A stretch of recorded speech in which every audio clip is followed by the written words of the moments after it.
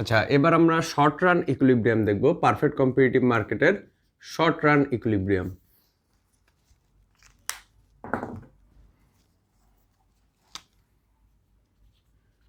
Short run equilibrium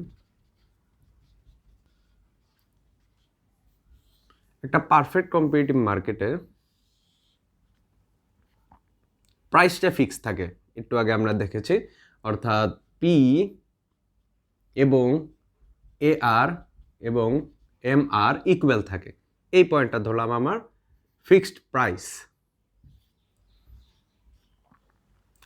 আমার marginal cost কার্ভটা এরকম দেখতে হতে পারে। তারপর আমার অর্থাৎ এটা শর্ট রান মার্জিনাল কস্ট, এরপর আমার শর্ট রান এভারেজ কস্ট সেটা দেখতে হতে পারে এরকম, সেটা এরকম দেখতে হতে পারে।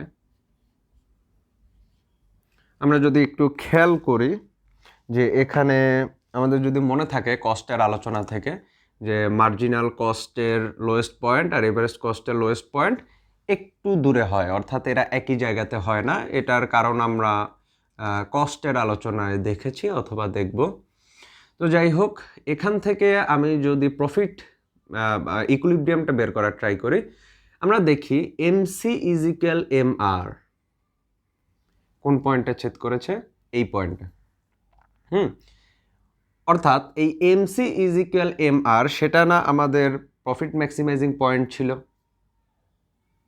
তো এই পয়েন্ট থেকে আমরা ইকুইলিব্রিয়াম হিসাব করব।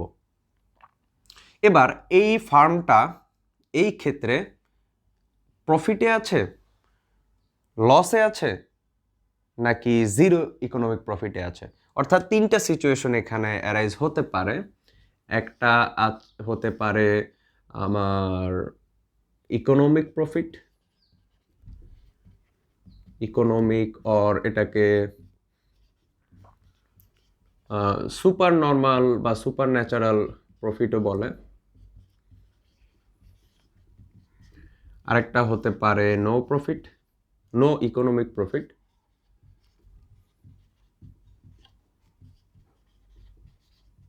আরেকটা সিচুয়েশন হতে পারে ইকোনমিক লস। এখানে একটা বিষয় বোঝাটা খুবই ইম্পর্টেন্ট, বিশেষ করে যারা অন্য ব্যাকগ্রাউন্ড থেকে, বিজনেস ব্যাকগ্রাউন্ড থেকে ইকোনমিক্স পড়ছে। ইকোনমিক প্রফিট আর অ্যাকাউন্টিংয়ের profit is a whole different thing, সেটার মধ্যে খুবই পার্থক্য আছে।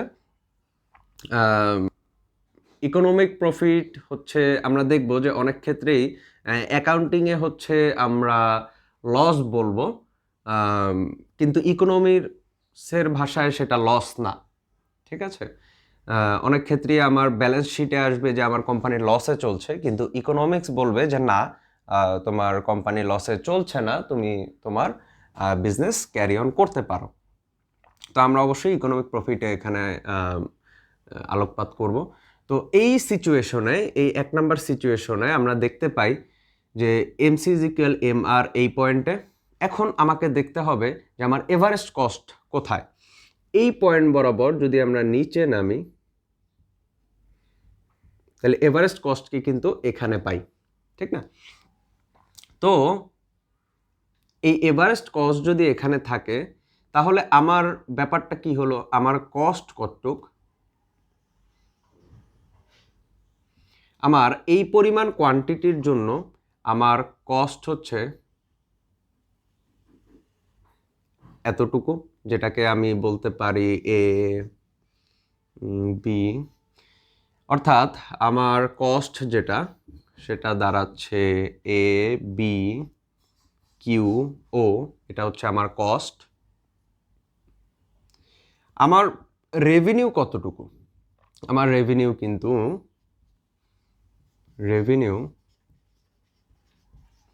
রেভিনিউ হচ্ছে পিই কিউ ও, পিই কিউ ও, এটা কিন্তু আমার রেভিনিউ।